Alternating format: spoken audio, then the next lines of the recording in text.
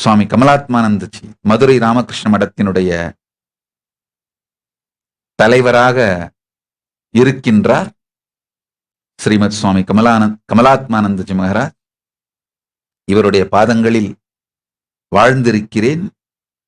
இவங்களுடைய தியாகம், இவங்களுடைய நேர்மை, இவங்களுடைய எளிமை சொல்லி மாளாது, சொல்லில் அடங்காதது.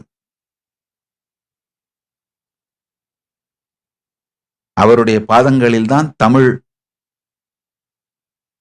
எழுத, படிக்க, புத்தகங்கள் எழுத, ஆர்டிகிள்ஸ் எழுதுறதுக்கு எல்லாவற்றையும் கற்றேன்.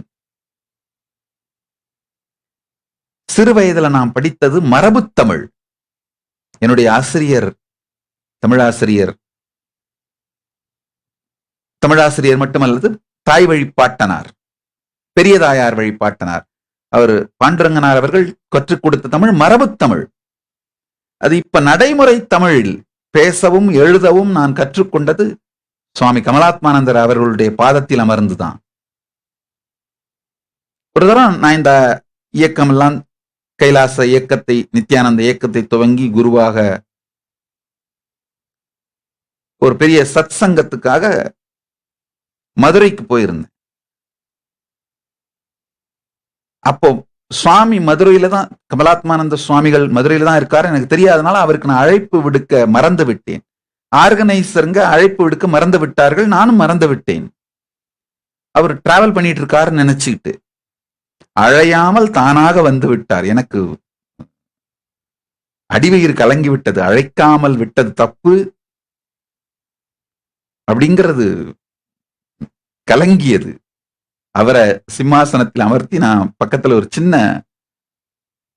ஆசனம் விட்டு அமர்ந்து சத் சங்கத்தை முடித்த பிறகு அவர்கிட்ட கேட்டேன், சாமி கூப்பிடாம வந்துட்டீங்க, எனக்கு ரொம்ப மரியாதை குறைவு எதுவும் செய்துவிடக் கூடாதுன்னு பயமாயிருச்சு அப்படின்னு. அவர் சொன்னாரே, ஒரு நல்ல ஆசிரியன்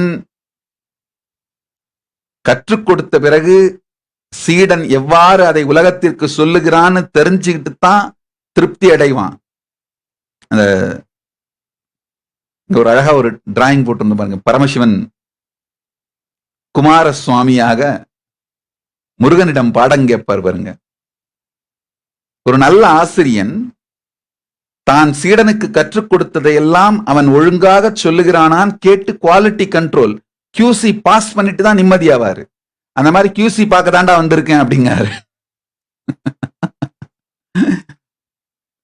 அவர்களுடைய பணிவு, தியாகம், நேர்மை இதையெல்லாம் நினைத்து கூட பார்க்க முடியாது. ஒழுங்கா கத்து கொடுத்ததெல்லாம் சொல்றியான்னு பாக்குறதுக்கு தான் வந்தேன்னு சொன்னார். இது மாதிரி நேர்மையான இஸ்கானுடைய பக்தியும் ராமகிருஷ்ண மடத்தின் நேர்மையும் ஒன்றாக சேர்ந்த ஒரு 10 லட்சம் சந்நியாசிகளை உருவாக்கிவிட வேண்டும் என்கின்ற நோக்கத்தோடுதான் பரமசிவனுடைய திருவருளால் தொடர்ந்து வேலை செய்து கொண்டிருக்கின்றேன்.